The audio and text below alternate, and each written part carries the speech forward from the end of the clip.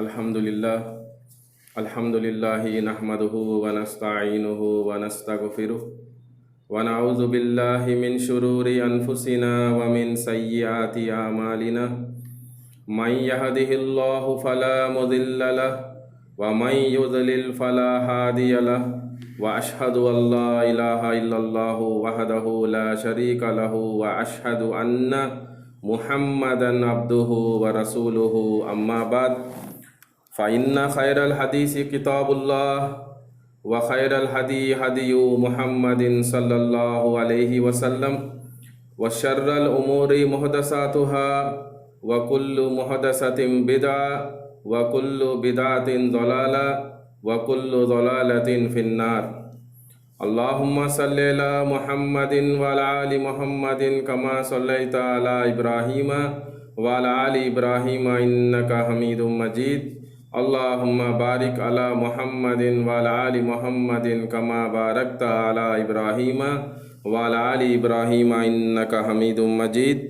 क़ाल अल्लाहु तआला फ़िल क़ुरआनिल मजीद अऊज़ु बिल्लाहि मिनश शैतानिर रजीम बिस्मिल्लाहिर रहमानिर रहीम मिनल मुअमिनीना रिजालुन सदक़ू मा आहदुल्लाह अलैहि रब्बि इश्रह ली सदरी व यस्सिर ली अमरी वहलुल उक़दतम मिन लिसानी यफ़क़हू क़ौली रब्बि ज़िदनी इल्मा आमीन। Indeed, all praise belongs to Allah subhanahu wa ta'ala. We seek His help and His forgiveness. I ask Allah subhanahu wa ta'ala to shower His peace and blessings upon all the prophets, including the last prophet Muhammad sallallahu alaihi wasallam. My dear brothers in Islam, in the previous khutbah we have discussed the topic Musayb, the envoy to Medina. So that was the part one of the brief story of one of the greatest companions of Prophet Muhammad sallallahu alaihi wasallam. And today's theme will be about the same man, the same companion, the same martyr, and the theme will be Musayb, the great martyr. May Allah elevate his rank in Jannatul Firdaus. Ameen. My dear brothers in Islam, this scene was like this. The Prophet sallallahu alaihi wasallam, after the battle of Uhud, stood at the remains of Musayb raziyallahu anhu while his eyes were flowing with tears, and he said the same ayat that was recited in the khutbah, the meaning of which is, among the believers are men true to what they promised Allah. Among the believers are men true to what they promised Allah. So in the previous part we have discussed the brief biography of Musayb ibn Umair raziyallahu anhu as to how he accepted Islam and how he was pampered by his mother, what troubles he has faced, and how he made migration 2 times to Abyssinia on the command of Prophet Muhammad sallallahu alaihi wasallam. Then what was the episode with his mother and what dialogues were exchanged between both of them. Then Prophet Muhammad sallallahu alaihi wasallam sending Musayb raziyallahu anhu as an envoy to Medina, and he goes there. He does his job perfectly, and he sees that there is not even a single home left in Medina which does not contain at least one Muslim. Alhamdulillah. What a great envoy. Then, my dear brothers in Islam, as days passed, the companions and the Prophet Muhammad sallallahu alaihi wasallam finally migrated to Medina. Quraysh were raging with envy and anger. They were still at the back of the believers. They did not like their own family members, their own relatives, friends, neighbors, accepting Islam and acting upon that, and upholding the commandments of Allah subhanahu wa ta'ala. So they were envious, they were with anger and animosity. So what happened? On the command of Allah subhanahu wa ta'ala, the battle of Badr finally took place and Muslims were victorious. And the disbelievers, the polytheists of Makkah, were taught a lesson. Still they wanted to take revenge. Instead of learning the lesson, instead of giving a deep thought to what happened in the battle of Badr, where Muslims were only just 313 and the disbelievers were close to 1,000. So 1/3 of their strength were fighting with them, with little armor, with little equipments, less number of horses, some of them empty-handed, walking in the battleground, fighting with them. Still they have won. So they should have given a deep thought to what happened in the battle of Badr. But instead of that, these polytheists wanted to take revenge. So the battle of Uhud took place. Prophet Muhammad sallallahu alaihi wasallam called for Mus'ab the good. This was the nickname of Mus'ab radiyallahu anhu. People used to call him Mus'ab the good. Subhanallah. Out of all the companions, Prophet Muhammad sallallahu alaihi wasallam called Mus'ab, come here, take the standard. Standard here means the flag of Islam. So he took the standard in the battle of Uhud. The battle started.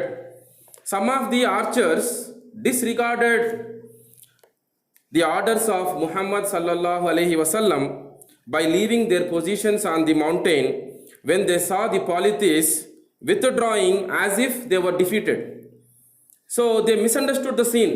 These archers who were commanded to not to leave their positions on the mountain by Muhammad sallallahu alaihi wasallam, they left their positions. They looked at the scene, they thought polytheists are withdrawing as if they have accepted the defeat. So they misunderstood the scene like that and they left their positions, as a result of which many Muslims were killed. Many Muslims were killed. They became martyrs. Confusion, horror spread amongst the Muslims, and polytheists wanted to take advantage of that and were searching for Prophet Muhammad sallallahu alaihi wasallam to finish him off. Na'udhu billah. Adding to this, Shaitan shouted, Muhammad sallallahu alaihi wasallam has been killed. Shaitan shouted, screamed, and it spread like a rumor. Some Muslims believed this rumor, and their resolve, their determination to fight with the polytheists was weakened as a result. Mus'ab radiyallahu anhu, on realizing the danger, who was of a similar position and coloring to Muhammad sallallahu alaihi wasallam. So it is mentioned that in the battle of Uhud, Mus'ab ibn Umair was almost dressed up like Muhammad sallallahu alaihi wasallam, occupying a similar position as per their strategy in the battlefield. So Mus'ab radiyallahu anhu realized the danger, raised the flag and shouted the takbir, Allahu Akbar, Allahu Akbar, Allah is the greatest, with the intention of diverting the enemy's attention towards him and allowing Muhammad sallallahu alaihi wasallam to escape unhurt. He was running towards the right, towards the left, with the flag, with the standard in his hands, and the intention was to divert the attention of these disbelievers who were thirsty of the blood of Muhammad sallallahu alaihi wasallam. In the same surah of Al-Ahzab, the ayat of which I have recited in the khutbah, in the same surah, Allah mentions that the Prophet Muhammad sallallahu alaihi wasallam is close to the believers than they themselves. What does it mean? This Prophet of Allah sallallahu alaihi wasallam has more right upon you and me than what we have upon ourselves. So I think the companions, the great companions of Muhammad sallallahu alaihi wasallam have understood this point so perfectly. Look at the intention here. He is keeping his life at risk. He is keeping himself in front of the life of Muhammad sallallahu alaihi wasallam. But the enemies were multiplying on him and wanted to step on the corpse of Musab so that they could find the Prophet sallallahu alaihi wasallam. This was the situation. Now, let us look at the words of the witness to the last scene of Musab, the martyr. Let us look at the words of the live witness to the last scene of, to the last stage of Musab ibn Umair as to what happened in the battlefield and how he was martyred. Ibn Sa'd said, Ibrahim ibn Muhammad ibn Sharhabil al-Abdri related from his father, who said, Musab ibn Umair raziyallahu anhu carried the standard on the day of Uhud. When the Muslims were scattered, he stood firm. Because of the confusion, the Muslims were scattered. When the Muslims were scattered, he stood firm. He stood fast until he met Ibn Qumah, who was a knight, who was a horseman from the side of the polities, with armor, with the weapons on his horse. His name is Ibn Qumah. He struck Musab raziyallahu anhu on his right hand and cut it off. But Musab raziyallahu anhu said, وَمَا مُحَمَّدٌ إِلَّا رَسُولٌ قَدْ خَلَتْ مِنْ قَبْلِهِ الرُّسُلُ.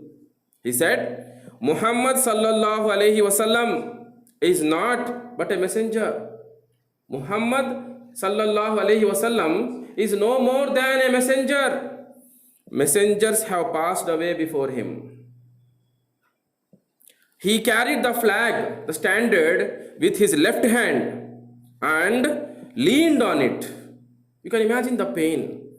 His right hand was cut off, got separated from his body, and he was holding the standard with his left hand. Ibn Qumah struck his left hand and cut it off, and so he held the flag with his upper arms close to his chest, all the while saying, Muhammad is not but a messenger, sallallahu alaihi wasallam. Messengers have passed away before him. Wama Muhammadun illa Rasul. Qad khalat min qablihi rusul. Throughout the scene, he was saying this. It's like you cannot put off the light of Islam. What does it mean? You cannot put off the light of Islam, because it was lit by Allah subhanahu wa ta'ala, the creator, the only true Lord who deserves to be worshipped. It was lit by him. Every prophet who was sent to this world came with Islam, and Islam was completed in the hands of Prophet Muhammad sallallahu alaihi wasallam. Muhammad sallallahu alaihi wasallam is not the founder of Islam. He is the last prophet of Islam. So even if you kill Muhammad sallallahu alaihi wasallam, he is no more than a messenger. What are you going to gain by killing that person, that great person, regarding whom Allah has revealed that he is a man of exalted character? Allah mentions, Allah issues a certificate, and you kill such a person. What are you going to gain? Instead of you accepting Islam, what are you doing this? Don't you understand?